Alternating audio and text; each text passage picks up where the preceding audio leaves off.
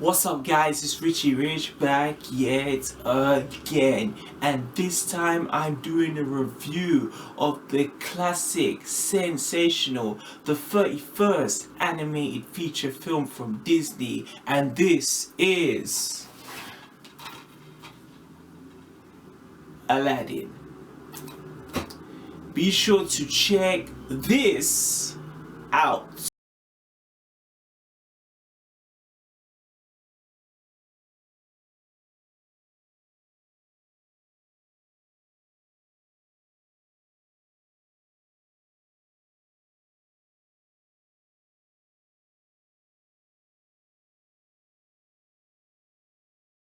Show you the world, shining, shivering, splendid. Tell me, princess, now when have you taken a magic carpet ride?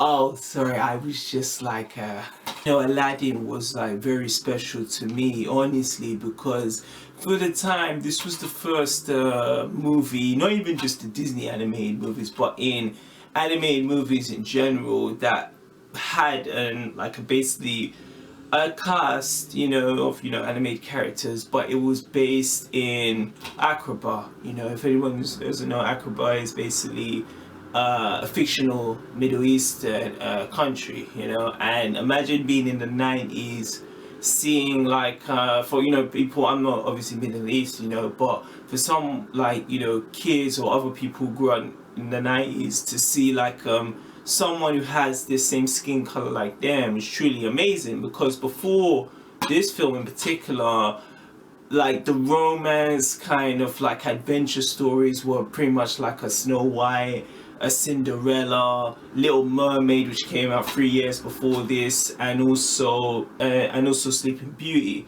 But with those films, it always featured the central your typical Caucasian cast, and it would only relate to one specific group.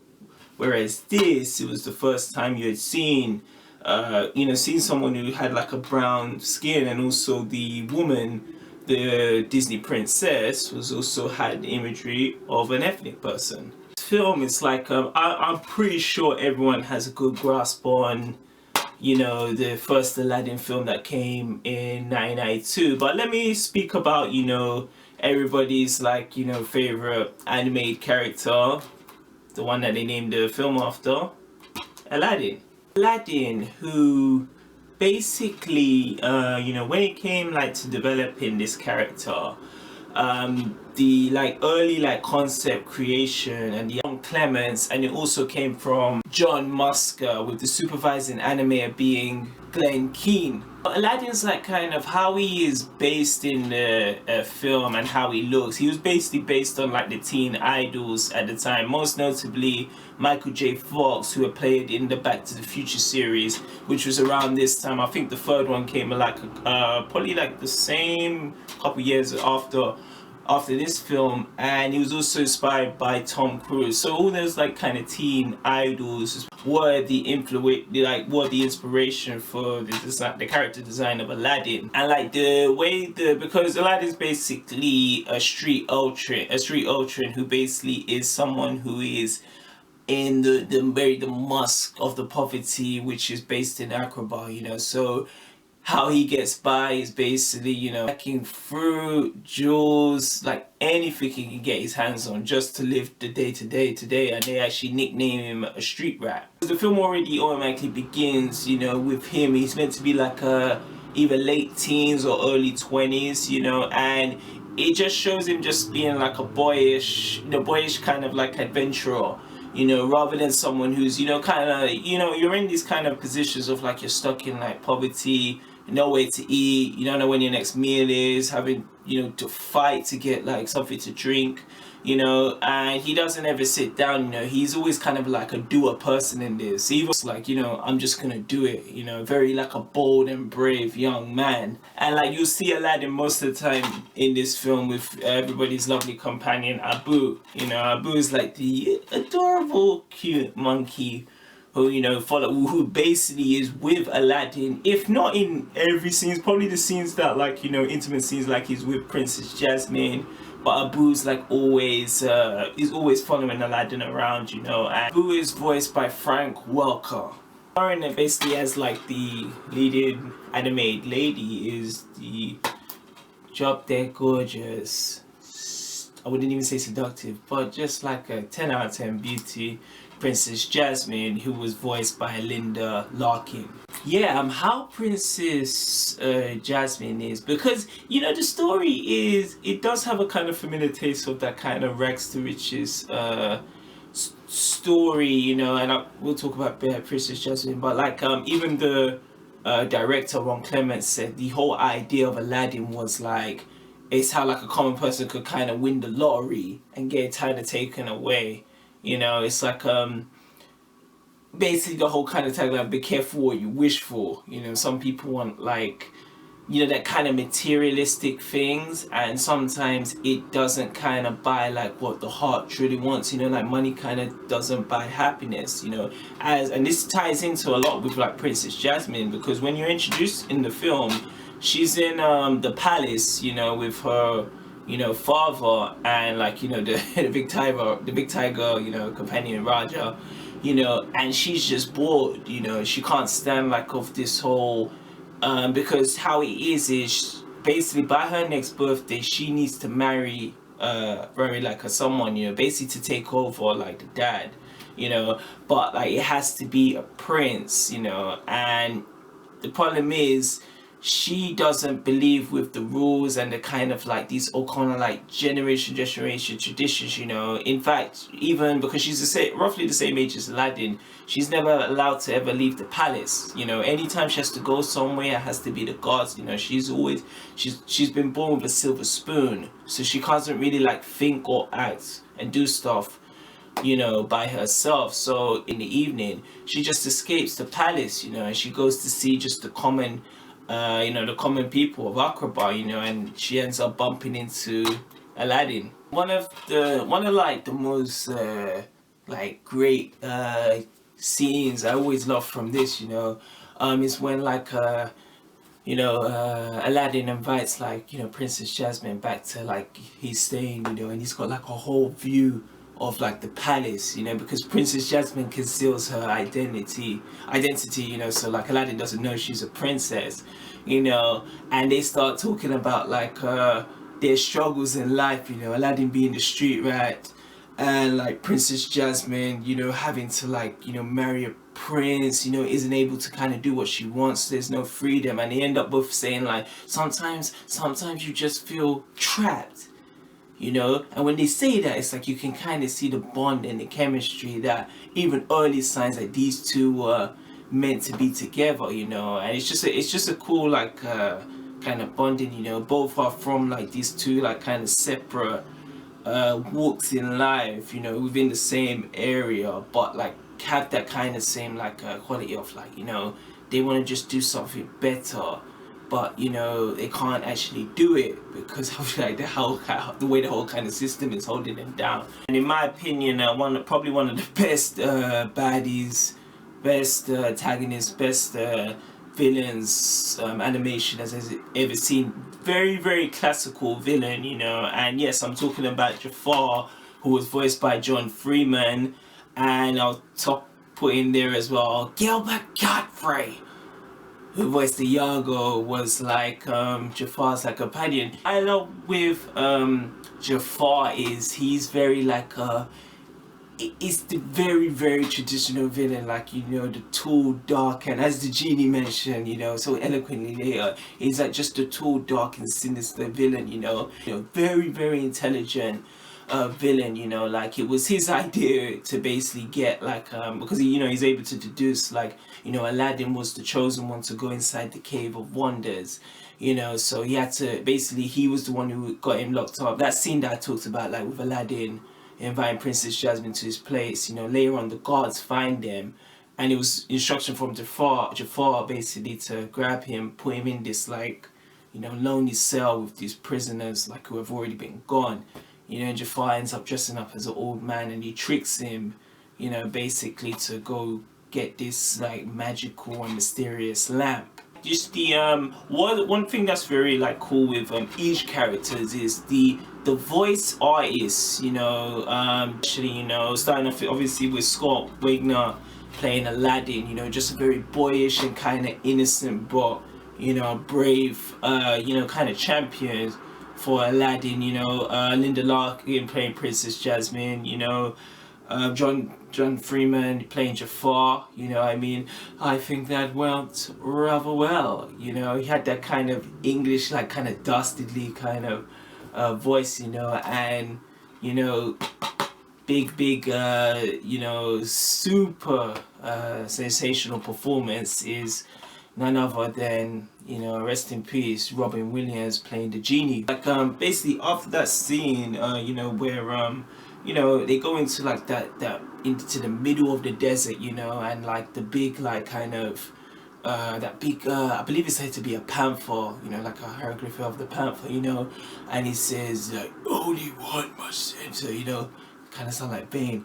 But yeah, Aladdin's basically the chosen one, you know, so he goes inside, you know, the Cave of Wonders, and he's basically told by Jafar, you know, touch nothing but the lamp, you know, and he goes inside, you know, he sees like just like anything you could dream of, like this paradise of gold, you know, jewels, rubies, you name it, you know, and once he's in there, he bumps into the magic carpet, you know, which is a very important, like, you could say character, like, because he's used pretty much in this film and also like the other sequels, you know.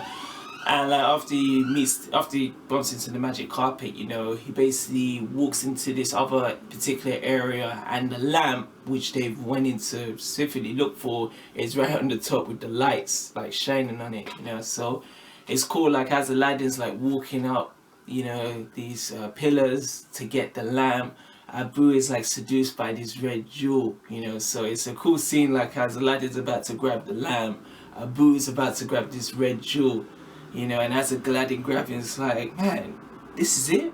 This is all we've had to look for? He's like, Abu, no, you know.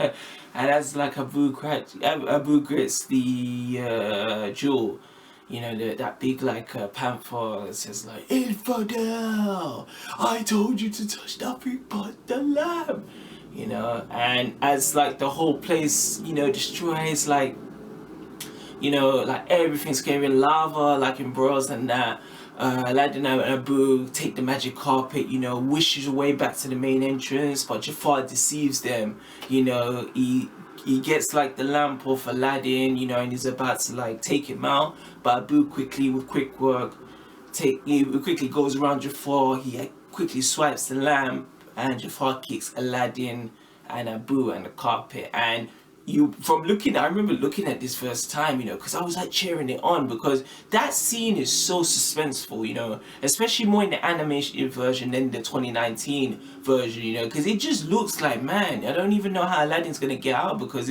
it's gonna collapse at any moment.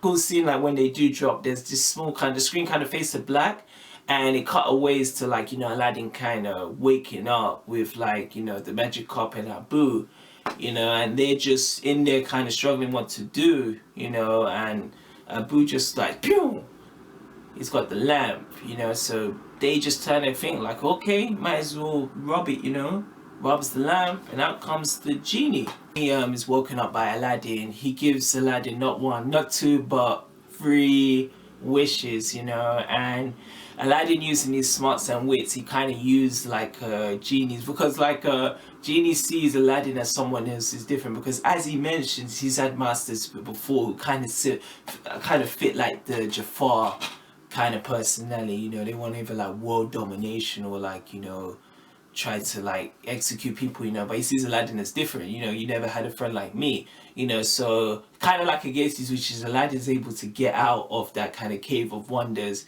you know, which was buried in the desert. And like he didn't actually wish for it, you know. Genie just did it because like he thought like Aladdin wished for it, and Aladdin was like, you did that on your own, you know. So it could seem like they go to this kind of tropical island, and Genie basically tells like Aladdin what you want, and Aladdin, you can kind of see like he's already falling in love just from like, you know, that brief time he spent with Princess Jasmine. And Genie even says like, you know, I can't make you fall in love, but you know, I can, you know, we can make you a prince, you know, because it's a prince who needs to marry Princess Jasmine, you know. And it's just a cool, really cool scene, especially with the 2019 version of like, you know, just the way they changed Aladdin's wardrobe and just the humor that they bring into it, you know. And once like Aladdin is in this Prince Ali robe and like they change Abu to elephant, they go straight all the way to see the Princess Jasmine in Aqaba. Once it gets to, you know, the palace and Aladdin, no, Prince Ali, our brother, you know, he meets Princess Jasmine, you know, when they come in the elephant and it's like, you know, make way for Prince Ali, you know, great scene led by Genie, you know. And I really love like, okay, so like, you know, after the scene, like, and Prince Ali is able to spend some time with Princess Jasmine, you know. Princess Jasmine actually recognizes him as Aladdin from the market, but she just doesn't say anything, she just plays along with it, you know. And you just get these nice kind of like romantic, intimate scenes. So someone who's ever been in like kind of love, you know, as Richie Rich has, you know, you could really adhere to those kind of scenes, you know. So it's, you know, great scene of like, you know, Aladdin going to Jasmine, you know, do you trust me? The same thing he said to her when the guards came when he stormed his apartment, you know. And that great number, I Can Show You the World, which was amazing, you know. And it's really cool, yeah. Like once that you know, angelic romantic scene happens, you know, Jafar, who just has he just have a knack for, you know, sticking himself in his business, you know. He basically takes Aladdin again, you know, to try but this time try and get rid of him, you know. So this scene, he actually pushed Aladdin off a cliff, you know, and was gonna let him drown. It was only because of like the lamp was basically like, as Aladdin fell, the lamp kind of got initiated. You know, Genie got woken up and he was able to save Aladdin, you know, in one fell swoop. Going into the like kind of like further to the climax, you know, they learn, you know, like Princess Jasmine's father and Jasmine and Aladdin, they learn of like, you know, Jafar's like kind of betrayal, you know, what he was intending to do all along. You know, he was just gonna get the lamp and overthrow like Aqaba. You know, he's a guy who just seeks control, you know, menaces society. You know what I mean? So once he actually finds out, you know, he knows Prince Ali is Aladdin, you know, he instructs Iago to steal the lamp, you know. And once like the lamp is now in the possession of Jafar basically with his first wish, he basically gets sultan, you know. So he wanted to be like, basically what Princess Jasmine's father is, he wanted to be that, you know. And he just wished it instead of like, you know, working up the ranks, he wished it, you know. And it's a cool scene, you know, because it's like you know, for someone who's wanted something, you always see from Jafar's reaction is this, like, you know, the first time he gets the lamp, you know, when he first you know, gets that wish, and then the second wish when he goes, Genie, I wish to be the most powerful sorcerer in the world. Jafar laughs so maniacally because it's like, you know when you waited for something for so many years, and you had to just take on like so much, you know. Him just taking stuff from like, you know, Princess Jasmine's father, like he's just like no more. So once he kind of gets this, he's like, oh, I'm gonna go mad, and that's what happens to Jafar. Yeah, man. Like as you know, Jafar's like now like the most powerful man in Aqaba. He basically exiles Aladdin and Abu, you know, all the way. I believe it was either the North Pole, somewhere just like devastating, maybe even colder than here, you know. But I just love like how Aladdin is like you know, how he's like characteristic is he's like, you know, someone who's gone through like stressful situations and been through the worst. He's like, you know, I'm never gonna give up, you know, he's gonna make it right, you know. So luckily the magic carpet who's nearby is frozen, you know, they're able to for the carpet out, you know. They make their way back to Aqaba, even in a very like it's a situation because Jafar now has the lamp, you know, he's the most powerful sorcerer.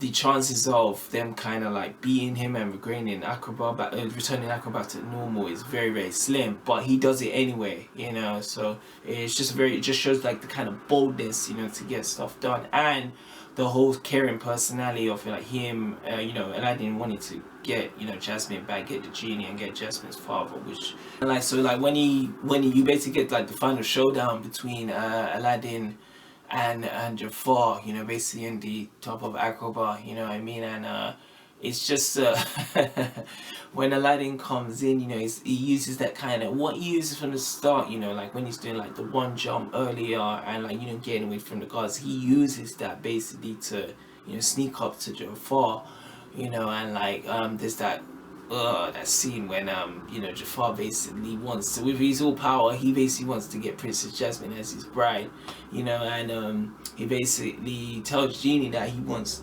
Princess Jasmine to fall desperately in love with him, you know, and Genie obviously says I can't do that, and because Princess Jasmine can see Aladdin's coming to sneak on Jafar and possibly get that lamp, you know, Princess Jasmine plays along with him and plants a big smoocher on Jafar, which everyone, and I'm pretty sure people in the theaters and people like me watching it were just like, ugh, you know. So like, as like you know, Aladdin's plan to get the lamp, you know, turns out unsuccessful, you know, you just have a, you're able, you get demonstrated, it demonstrates like all of Jafar's kind of like supernatural abilities now that he's a sorcerer, you know, he is able to turn into this kind of, he turns like the Apu into like this kind of toy, he turns like the Raja, the big tiger, into a little kind of kitten, you know, and like he's able to like put Princess Jasmine in this kind of hourglass, you know, if like the sun goes to the bottom, you know, she wouldn't have any oxygen to breathe, you know, and Aladdin, you know, just using like his kind of quickness, and it's like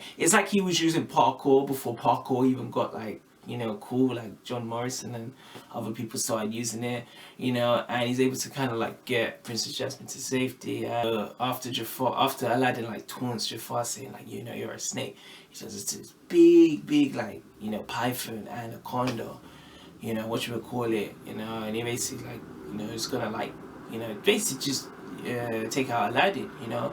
And Aladdin's quick thinking, he basically says like, you know, which is like you wouldn't even get at the beginning, but he basically says like, you know, that he said the lamp, you know, at the end of the day, the genie, you know, Robin Williams' genie will always have more powerful than you. It's like you have to answer to him, you know. You know what I mean? And Jafar basically goes, you're right. And he doesn't understand he's getting tricked, you know. So he basically asks the genie to basically make him a more powerful genie in the world, you know. And genie doesn't get it. He just basically makes him to that, you know. So once Jafar turns into this big, you know, he gets these red eyes, you know, just some kind of sinister version of, like, opposed to Robin Williams' genie. He has all these powers, basically like, I can take over the world, you know. Aladdin says, you forget, if you're that genie, you're above us to this lamp, you know. And he's able to, like, just like in the 2019 movie, the genie, Jafar's genie gets sucked off all the way and he grabs a Yago and it does captured in the lamp, you know. And yeah, you know, with that, like, you know, Akrobat turned into normal, they basically like, you know, the genie basically flicks the lamp like all the way into the desert, you know. And at the end you just have this kind of nice scene of what I really love with the ending most specifically. It was like as like the director mentioned, you know, the idea of like getting the lottery, winning it, and then losing it, like what would you do, you know, because that's what it felt, you know, like you know, he was able to get away when he got the prince Ali, he was able to get the princess, but it's like that's not why Princess Jasmine loved Aladdin, because of the money, him being this like, you know, charismatic prince. She loved Aladdin, just the normal street rat, you know. So like from the end, it was nice for basically what Aladdin said in the back in the, you know, before when he first met Genie. He said, "I wish for your freedom," and yeah, she sticks by it, and he wishes for Genie to be free. You know, and you see that a cool scene of like the gauntlets of Genie's hands. It comes off, you know, and he doesn't have a master. You know, he's his own master. You know, and because of that, you can see Aladdin and Princess Jasmine, now their bond is even tighter, you know, and they end up being able to get hitched. Yeah, that's pretty much the whole like story of Aladdin. Yes, and as always, let me talk to you about the 1992 soundtrack accompanying Aladdin.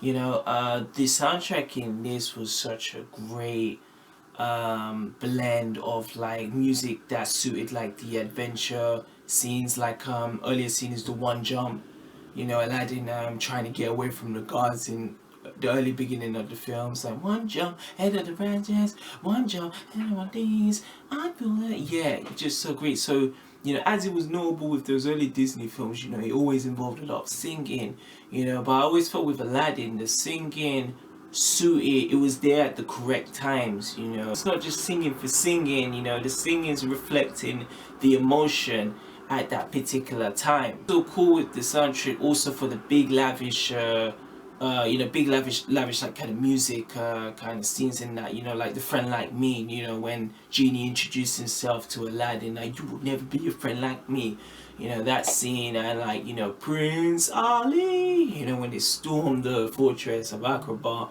and like, we're gonna go see Princess Jasmine, you know, and you see Aladdin decked up as Princess Ali, you know, great music version, you know. And also in my favorite one, which was the Whole New World, which was also done with the music, also provided the music was Peabo Bryson and Regina Bell, which were like two like significant like R&B singer-songwriters who were like notable from the late 80s and the early 90s, you know. So, you know, I mean, anyone who just loves like because the music's so catchy, you know, like when mentions Aladdin, I'm like, oh yeah, I already know A Whole New World, Friend Like Me, you know, all these other like significant soundtracks. You know, if you mention other Disney films, it's very difficult to pick that kind of like catchy soundtrack, you know.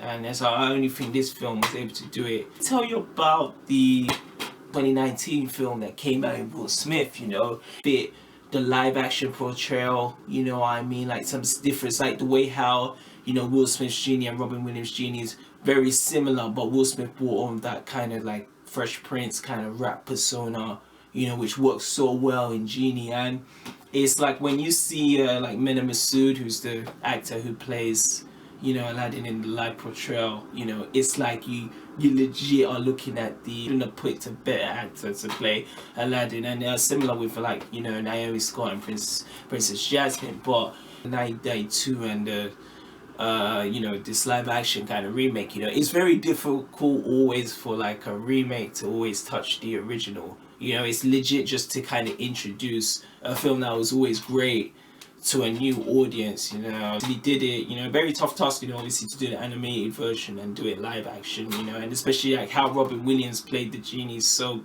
you know, fantastic, you know. It's like you can't really, you know, touch on that, you know, but I felt they did a great job. Obviously it's not better than the original, but it's like, if not, it's just near it, you know. It's a terrific film, and I definitely recommend the 2019 version. Speaking of that, you know, this film also spawned 2 sequels and also a TV show that appeared on the Disney Channel. The Return of Jafar, which I believe came out a couple years ago after, and you also had The King of the Thieves, you know. Return of Jafar, you know, only a couple times, and I've watched more of like The King of Thieves, you know, where Aladdin meets his father. You know, I'd have to say, because the Robin Williams doesn't appear in the second one just due to disputes with Disney, you know, of like you know, earnings and like whatnot, and so he doesn't appear, you know. So I just don't feel like, after seeing The Return of Jafar, it's just not seen. It obviously can't be seen as the same as the original, because the second and also the third one were direct to video. You know, the first one was a cinematic release, you know, so that's the one you can take your whole family, everyone, to go see this you know, spectacular animated film.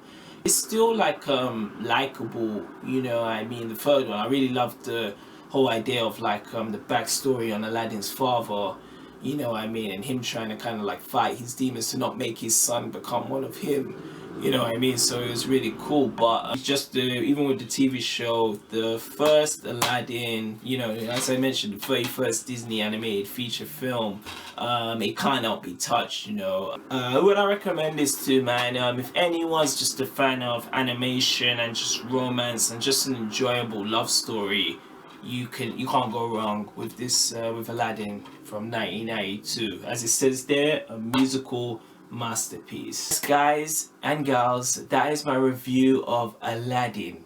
And wait for it, do you trust me to bring you more upcoming reviews for the 90s? But if you want that magical day to arrive, you have to wait and yearn and trust that Richie Rich will be back yet again. Peace. 2 fingers.